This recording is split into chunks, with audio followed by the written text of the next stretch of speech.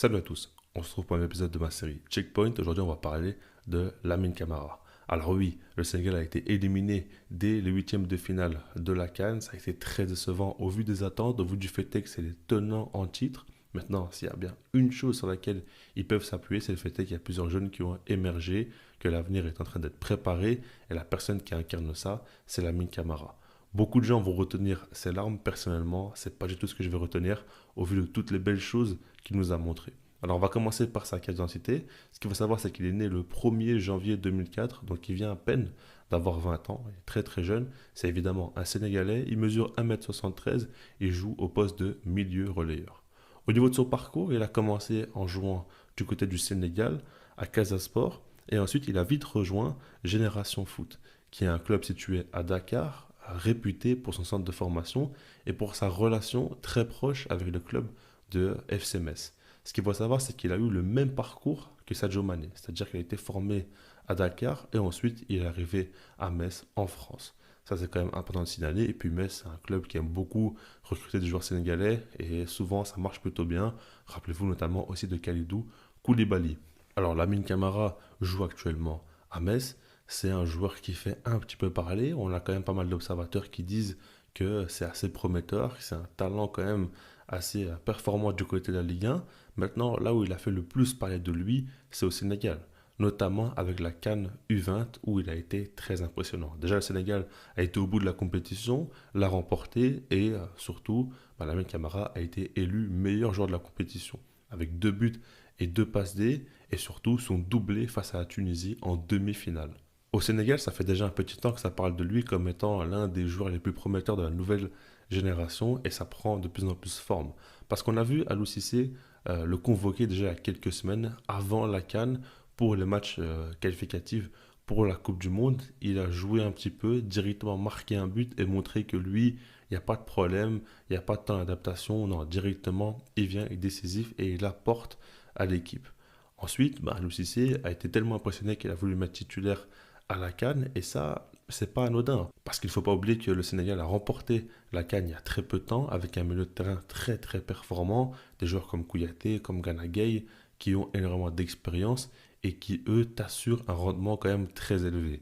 Pourtant, le CC prend le risque de mettre ce joueur-là, c'est parce qu'il est très talentueux, ok, mais c'est parce qu'aussi il a beaucoup de personnalité. Et ça, on va y revenir un peu plus tard. Je pense que la plupart d'entre vous se rappellent notamment de son match face à la Gambie, son premier match de la compétition où il met un doublé et là il choque tout le monde parce qu'il te sort un match vraiment de taulier. Par rapport au fait que déjà il te met 2 buts totalement différents. Le premier, il rentre dans la surface, il fait un très bon appel, il nous fait une frappe croisée pied droit très très impressionnante et puis ensuite il met un but vraiment sensationnel en dehors de la surface avec donc son jeu à l'arrêt, il te met une enroulée vraiment dans la lucarne où il te la nettoie. C'est vraiment, vraiment magnifique. Et là, on se dit que waouh, c'est quand même un sacré joueur. Mais le pire dans tout ça, c'est que quand on regarde le match dans l'ensemble, il n'y a pas que ces 2 buts-là. Il y a le fait est qu'il soit vraiment très, très proactif, qu'il court énormément sur le terrain, qu'il récupère beaucoup de ballons, qui, avec ballon aussi, crée le jeu, propose beaucoup à ses coéquipiers. Donc là, tu comprends que c'est un gars qui ne s'est pas enflammé après son doublé comme beaucoup auraient pu faire et prendre la confiance à tenter des dribbles ou quoi. Non, il est resté très très calme, la tête froide et il a voulu tout simplement continuer à aider son équipe. Ensuite, il y a le match face au Cameroun où là, pour moi, ça a été peut-être dans le jeu sa meilleure performance parce qu'il a été vraiment étincelant et il a submergé tout le milieu de terrain du Cameroun à lui seul, j'ai l'impression, même si évidemment il y a d'autres joueurs très très performants au Sénégal. Mais ce que je veux dire par là, c'est qu'il a vraiment vraiment été injouable et puis, il y a ce match face à la Côte d'Ivoire, où certes, ils se font éliminer, mais selon moi, encore une fois, il fait un très très bon match. Et par rapport à Lamine Camara, déjà, ce qu'il faut dire dans un premier temps, c'est que oui, c'est un joueur qui court énormément sur le terrain. Il a une activité assez dingue et c'est un joueur qui est capable de récupérer beaucoup de ballons. Ce qui est bien, c'est qu'il a vraiment une grosse intelligence de jeu. C'est-à-dire qu'il ne court pas juste pour courir. Parce qu'il y en a beaucoup des joueurs qui ont un gros cardio, qui ont un gros volume de jeu. Mais lui, quand on regarde bien, il a beaucoup de récupération sur le terrain dans un premier temps, mais récupération très haute aussi. Son pressing est vraiment intelligent et efficace. Ça fait que quand tu récupères le ballon haut sur le terrain, je vous apprends rien, là directement tu as facilement une occasion de but qui peut se dessiner devant toi. Et l'ami camarade, durant cette canne, il l'a montré plusieurs fois. Et ça, c'est très très important. Et puis évidemment, dans le football actuel, le pressing est l'une des choses qu'on voit le plus. Si tu as un joueur comme ça qui est si efficace là-dedans, qui a autant de facilité, c'est tout de suite très important et les gros clubs font attention à cela. Ensuite, donc déjà, le fait est que sans ballon, il récupère beaucoup, on voit qu'il court énormément, qu'il fait des efforts, qu'il ne compte pas justement les kilomètres courus. Ensuite, avec ballon, c'est le type de joueur qui va voir avant de recevoir. C'est-à-dire que déjà dans un premier temps, il demande énormément le ballon et surtout dans ses pieds. Ensuite, une fois qu'il le reçoit, il va vite accélérer le jeu. Parce qu'il sait très bien ce qui se passe autour de lui, et les joueurs qui sont libres, s'il y a un espace dans lequel il peut s'insérer en faisant une incursion en balle au pied. Donc ça, c'est impressionnant comment il détecte ce qui se passe autour de lui, et ses prises de décision sont souvent rapides. On ne voit pas Lamine Camara réfléchir sur un terrain ou ne pas trop savoir quoi faire ou faire trop de touches de balle. Non, lui, à chaque fois, il accélère grandement le jeu, et ça, c'est impressionnant parce que c'est là aussi où on comprend une certaine maturité. Le fait est qu'il ne veut pas vraiment se montrer, pas forcément briller, mais il pense au collectif et le fait est de mettre dans de bonnes conditions ses coéquipiers. Et là, quand tu vois un jeune joueur comme ça qui a seulement 20 ans, qui a à peine quelques sélections avec le Sénégal, tu comprends que c'est pas normal d'être à ce point-là intelligent sur un terrain aussi vite dans ta carrière. Donc par rapport à ça, c'est intéressant. Là où je peux lui donner un petit défaut, c'est le fait est que selon moi, il cherchait un peu trop Sadio Mané. On voit qu'il voulait trop jouer avec lui, forcer un petit peu les 1-2, et des fois il y avait des joueurs libres à droite, mais il préférait s'entêter à jouer à gauche. C'est un petit peu ce qui m'a dérangé dans son jeu, mais en dehors de ça, j'ai trouvé que vraiment, il est très impressionnant. Alors, il peut avoir du déchet par moment. Maintenant, c'est un joueur qui prend beaucoup de risques aussi, qui va pas hésiter à faire du jeu long, du jeu court en combinaison, là où les espaces sont resserrés. Donc, par rapport à ça, c'est évident que des fois, il va se rater. Surtout qu'il est encore très très jeune, évidemment, mais il a quand même un gros taux de réussite dans la globalité. Et puis, c'est un joueur, comme je dis, qui prend beaucoup de risques. Dans le football actuel, on voit beaucoup de joueurs qui font attention aussi aux statistiques, du fait de ne pas trop perdre de ballon.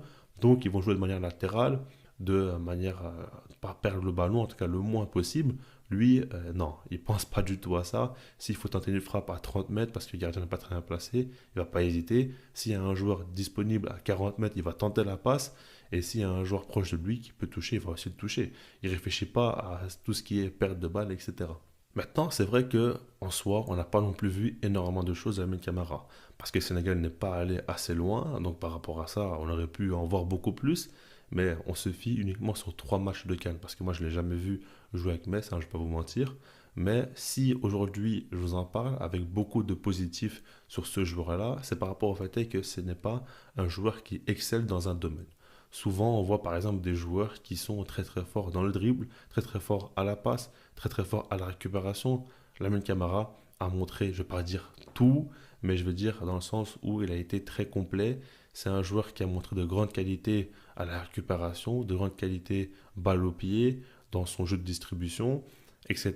Mais surtout, beaucoup de maturité. On voit qu'il a vraiment la tête sur les épaules, que c'est un joueur très très calme qui peut tout simplement réussir à prendre les bonnes décisions malgré une grosse pression, réussir à ne pas perdre le ballon alors qu'il est pressé par 2 joueurs par exemple. On a plusieurs situations comme ça où il s'en sort très très bien. Et c'est ça qui me fait dire que c'est un joueur à très fort potentiel. Alors évidemment, le talent ne suffit pas, le potentiel c'est une chose, maintenant il faut l'exploiter.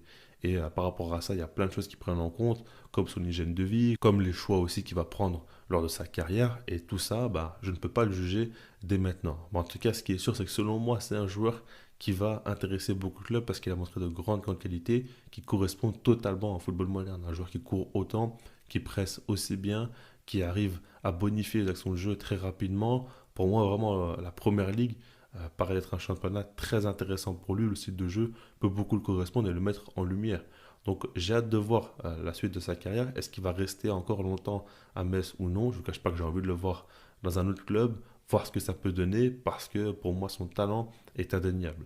Et il pourra faire de belles choses. Maintenant, voilà, c'est encore tôt, hein. Moi, je me prononce quand même déjà dès maintenant parce que j'ai été, je ne vais pas non plus dire conquis, mais j'ai envie de dire que ça ne m'étonnerait pas du tout aujourd'hui qu'il explose d'ici peu de temps. Donc tout ça, ça va être intéressant à suivre. En tout cas, ce qui est sûr, c'est qu'il a gagné sa place déjà avec le Sénégal. Al-Sissi a déjà parlé du fait qu'il ne doute pas sur le fait qu'il pourra gagner une CAN à l'avenir, qu'il y aura encore beaucoup de matchs en jeu à jouer avec sa sélection. Donc tout ça, c'est très intéressant. Je laisse là-dessus, puis sinon moi je vous dis peace.